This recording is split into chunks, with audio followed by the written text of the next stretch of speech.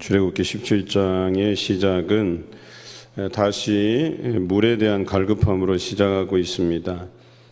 이스라엘 백성에게 중대한 약점이 있었다면 바로 믿음에 관한 문제였습니다. 지금까지 출애굽의 여정을 우리가 공부하면서 말씀을 묵상하면서 10가지 재앙을 내리신 하나님을 묵상했고, 또 그 1단계 마라에서 그 쓴물을 단물로 변하게 하시는 우리가 하나님을 경험했고, 물론 그 전에도 홍해를 가르시고 이스라엘 백성을 구원하시는 하나님의 손길을 경험했지요. 그리고 광야학교 두 번째 단계에서는 먹을 것에 대한 문제였습니다. 그때 만나와 메추라기를 통해서 그들을 채우시는 하나님을 경험했습니다.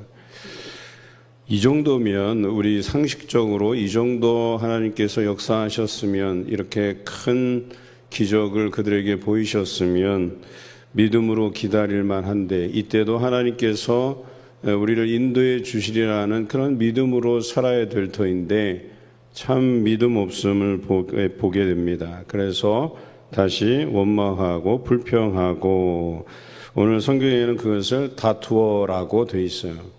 모세와 다투는 거죠. 지도자 탓을 하는 거죠.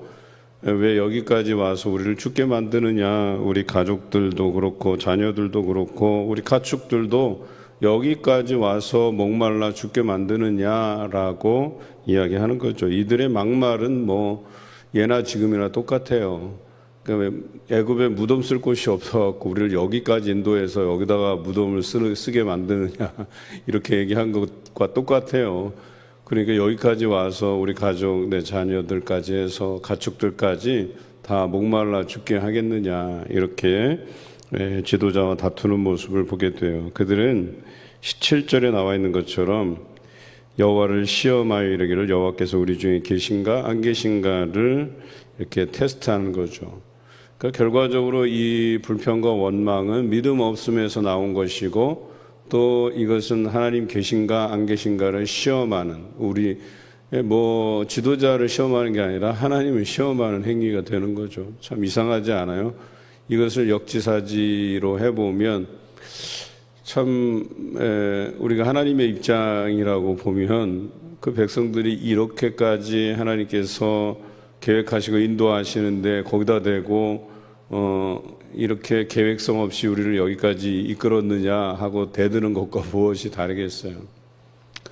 참 우리는 어리석은 것 같아요. 그 하나님의 인도하심을 믿고 따라가는 그런 인생을 시작하신 거잖아요. 우리가 하나님을 믿는다, 예수 그리스도를 믿는다, 성령님께 의지한다 라고 하는 것은 그분의 인도하심에 우리의 인생을 맡겨드리는 것 아니겠어요? 우리 신앙이라는 게 그거잖아요. 그런데도 불구하고 여전히 믿음 없음으로 불평하고 원망하고 왜 여기까지 우리를 끌어냈느냐고, 그 이야기인 즉슨 우리는 가기 싫었는데 하나님이 억지로 여기를 끌고 오신 것 아니냐, 이렇게 얘기한 것과 다름없는 표현이죠.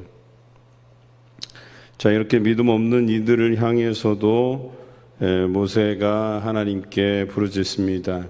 그러니까 사람들은 함께 하신 그 하나님을 의지하기보다는 그 모든 원망과 불평의 방향을 모세에게 쏟아놓고 있어요.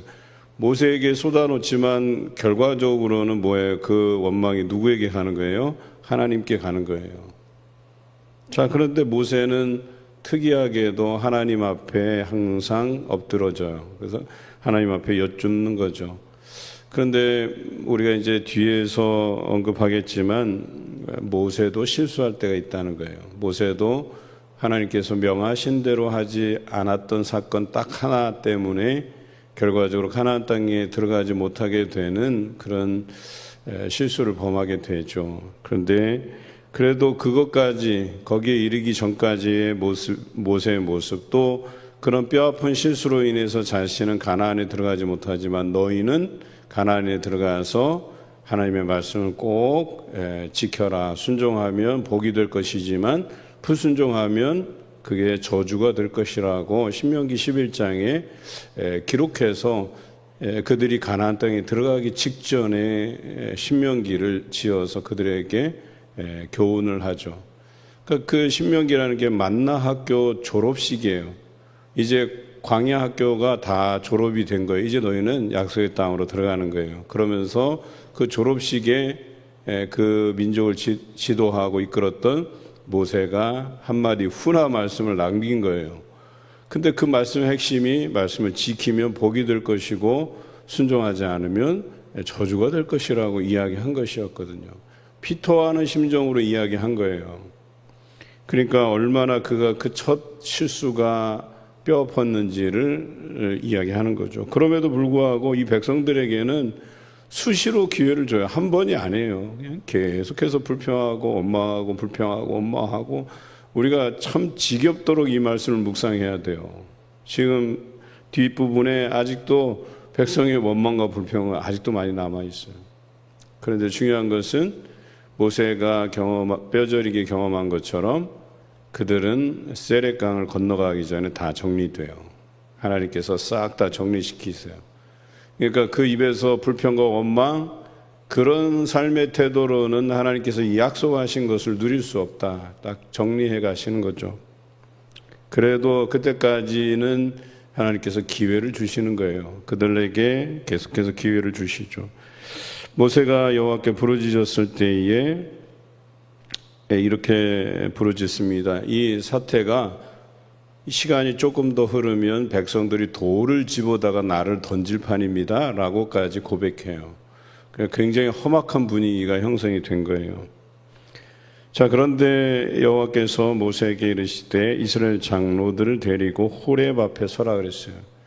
이 호렙이라고 하는 장소는 하나님의 임재의 장소예요. 대단히 중요한 장소예요. 그래서 모세가 이 호렙에서 하나님의 그 사명을 받게 되고, 그래서 이 호렙은 하나님의 임재의 상징이었던 그런 산이기도 해요.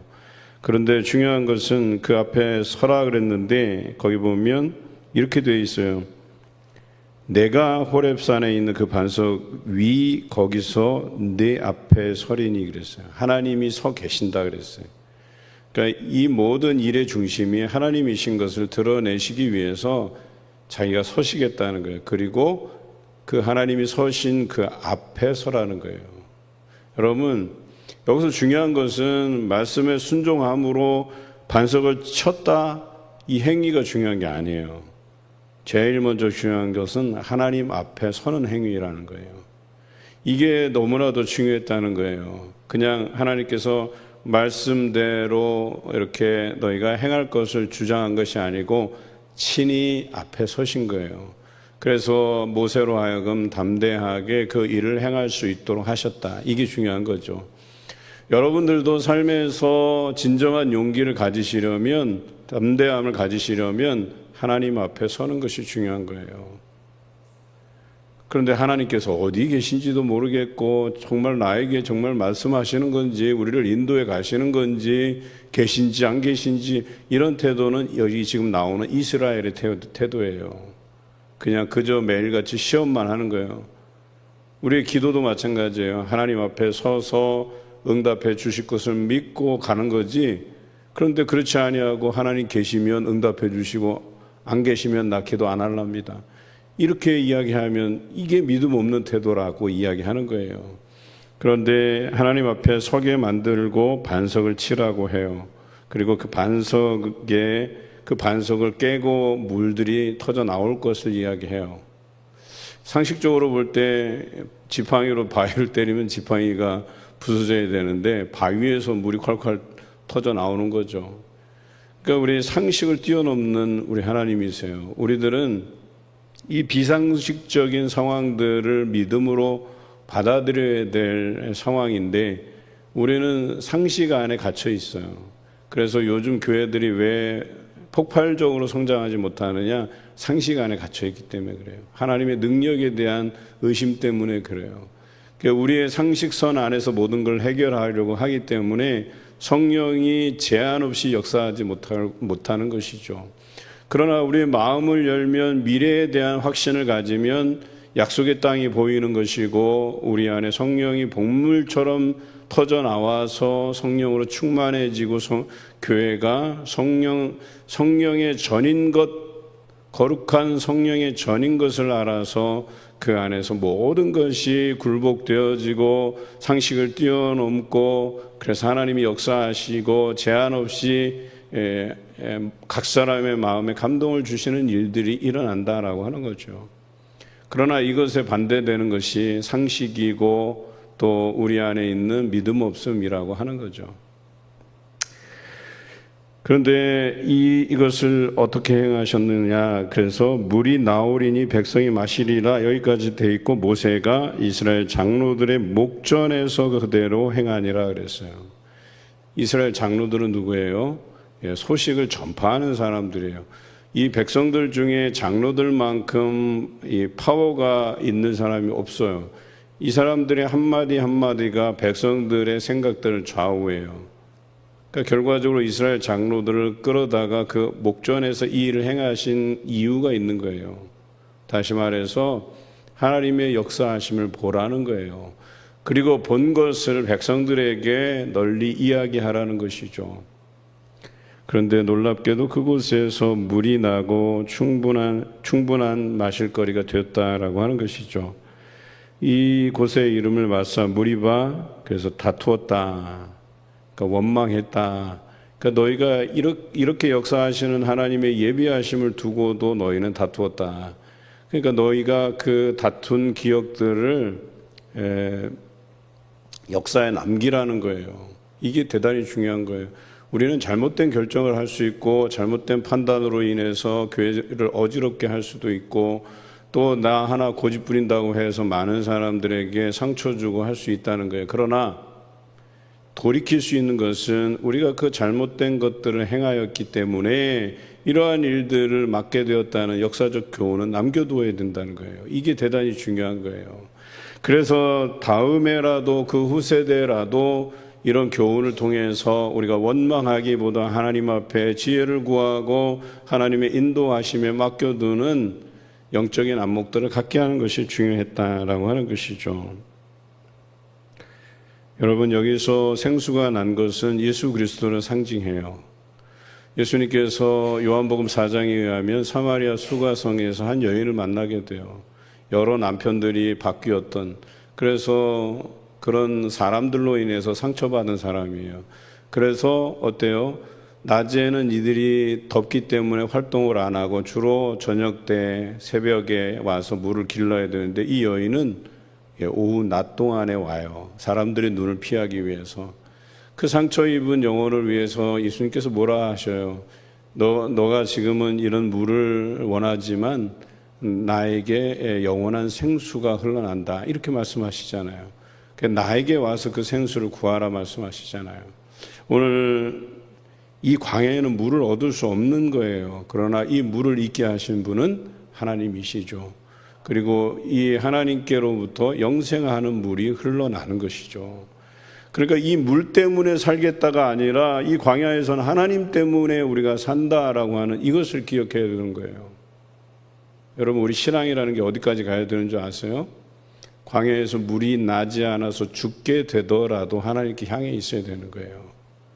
그런데 거기까지 안 간다는 거예요. 왜? 물이 우리를 살린다고 생각하기 때문에, 양식이 우리를 살린다고 생각하기 때문에, 그 양식을 내려주신 하나님에게까지 우리의 믿음이 미치지 못한다는 얘기예요. 그래서 믿음 없는 자라고 핀잔을 얻었던 것이고, 예수 그리스도께서 활동하던 시대에 이분이 메시아인가 하면서도 그분께서 행하시는 병자들을 고치고 물 위를 걸으시고 오병이어와 같은 기적을 베푸셔도 제자들이 믿음 없음을 보였던 이유가 그거예요. 거기까지 미치지 못하는 거예요. 왜? 우리의 상식선에서 그것들이 우리를 살린다고 생각하기 때문에. 그러나 가장 필요하고 우리가 늘 경험하고 있는 이 공기에 대한 이야기를 아마 예전에 목사님들은 숱하게 강조했을 거예요. 공기 없어지면 그냥 끝이거든요. 그런데도 너무 무감각하게 우리는 하나님께서 주신 이것들을 당연하듯이, 그리고 또 이것은 그냥 하나님 없이도 우리가 얻는 것이라고 착각하고 하면서 산다는 거죠. 여러분의 일상 하나하나 하나님의 역사하심 아닌 것이 없다라고 생각하면 모든 게 다 은혜예요. 오늘 살아 숨쉬는 것도 은혜가 되는 것이고, 그렇게 우리 삶에 역사하시는 그 하나님을 인정하지 못하는 이들이 더 안타까워요. 그런데 자세히 들여다보면 여기에 우리의 모습이 있다라고 하는 거죠. 저도 살아가면서 참 믿음 없을 때가 있다 하는 생각이 들어요. 그러나 저는 그 마음의 한편에 그래요. 나의 믿음은 연약하지만 우리 하나님께서 나의 믿음을 뛰어넘어서 생각에 지나도록 부어주시는 하나님이실 것이다 라고 하는 것에 대한 믿음이 있어요. 그러니까 내 의지로서 믿는 믿음은 한계가 있지만 성령께서 나의 연약함을 도우시고 나를 위해서 친히 간구하시면 생각에 지나도록 부어주실 그 하나님을 신뢰해요. 그러다 보면 제가 생각했던 것보다 더 많이 베푸시고 더 많은 성도들의 마음을 만져주시는 역사를 경험하게 돼요. 우리는 이런 의문을 품죠. 유명한 설교가가 대단한 어떤 선풍적인 인기를 끌고 또 어떤 특별한 영적인 능력이 있어서 교회가 부흥한다고 생각하기 쉬운데 그렇지 않다는 것을 늘 말씀드려요. 목회자의 능력 중요합니다. 그러나 목회자의 능력으로 교회가 성장하고 부흥하는 것은 아닙니다. 우리 성도들이 전적으로 하나님을 의지하고 있느냐에 대한 문제예요. 그래서 제가 다녀본 결과로는 성도들의 수준을 이렇게 분별해 가고 판단하고 또 그 수준을 어느 만큼 끌어올리기 위해서 목회 계획을 세우잖아요. 어느 교회는 단단하게 잘 훈련된 교회들이 있어요. 웬만해서는 원망하고 불평하는 것 잘 안 해요. 그게 굉장히 힘든 여정임에도 불구하고 그게 자기에게 맡겨진 사명이라고 생각해요. 흔히들 그러잖아요. 우리 교회도 보면 우리는 그래도 굉장히 바람직하게 고통들을 분담해 가고, 물론 다 그렇다라는 얘기는 아니에요. 그래도 그 헌신하고 봉사하는 일들을 감당하잖아요. 그래도 또 어느 교회는 그게 믿음으로 감당이 안 돼서 이제 다른 기관에다 맡기고 그러잖아요. 그런데 이 옛날 사람들은 또 그것이 너무 못마땅한 거예요. 이것이 우리가 헌신으로 받아들이고 교회를 사랑하는 마음이고 그런 애착으로 교회를 위해서 하나님의 일들을 위해서 사역해야 되는데, 근데 한국 교회는 점점점 약해져 가요. 믿음도 약해져 가고 헌신도 약해져 가고 힘든 일은 우리가 하지 않으려 하고. 그러니 한국 교회가 어때요? 날로 성장하기보다는 날로 쇠약해져요. 우리의 다음 세대들이 교회를 떠나가고 있어요. 이 출산율이 저조해서 다음 세대들이 적기도 하지만 믿음이 연약해서 떠나가는 사례가 너무나도 많아요. 그래서 허리 세대들이 사라져 가잖아요. MZ들이 이 교회를 떠나가고 있어요. 왜 그런가? 결과적으로 우리의 믿음이 점점 연약해지고 쇠약해지기 때문에, 과거와 다르기 때문에, 헌신하고 봉사하는 정도가 다르기 때문에. 왜냐하면 예전에는 의료가 발달하기 전에는 그런 삶이 우리가 그냥 받아들여야 되는 삶으로 여겼지만, 지금은 발달해 있으니까 내 몸을 위해서 케어도 좀 받고 피부 관리도 좀 받고 여가도 있어야 되고 운동도 해야 되고 건강을 위해서 좋은 음식도 먹어야 되고, 그러니까 하나님의 사역을 감당할 시간은 없는 거예요. 그래서 이래저래 내 건강 신경 쓰고 내 앞길을 신경 쓰고 내 자녀 신경 쓰다가 하나님께 대한 봉사와 헌신과 또 제대로 참된 예배자로 서는 일들에 대해서는 다 소홀하게 된다는 거예요. 그러니까 우리 결과적으로는 죽을 때까지 주를 위해서 죽도록 충성하고 헌신하고 봉사, 그건 니나 해라 이렇게 되는 거예요. 그냥. 그런 교회가 생명력 있게 성장하기가 어렵다는 거예요. 대한민국 교회들이 다 이런 연약함에 매몰되어 있어요. 그래서 양질의 설교를 듣고 싶고 저보다는 더 멋지게 생긴 어떤 목사님이 와서 설교해 주시고 우리는 그 서비스 받아가면서 정말 멋진 신앙생활 하면 된다라고 생각하는데 그렇지 않다는 거죠. 많은 작은 교회들이 목회자가 정말 간이고 뭐고 다 빼줄 만큼 그렇게 성도들을 섬기는데 큰 교회에서 짜잔하고 행사 한번 해서 성도들 싹 쓸어가는 일들이 비일비재해요. 이제는 자기 교회를 위해서 목숨 걸고 헌신하고 봉사하는 거 잘 없어요. 편한 교회. 아유, 조교회 갔더니 이 여름에 공항 로비 같은 곳에 카페도 있고 시원한 에어컨 나오고, 그것의 시작이 어디서 시작되었냐면 불평과 원망에서 시작된 거예요. 내가 뭐 이렇게 여기서 이렇게 불편함을 가지고 우리가 신앙생활을 해? 여기서부터 시작된 것 아니겠습니까?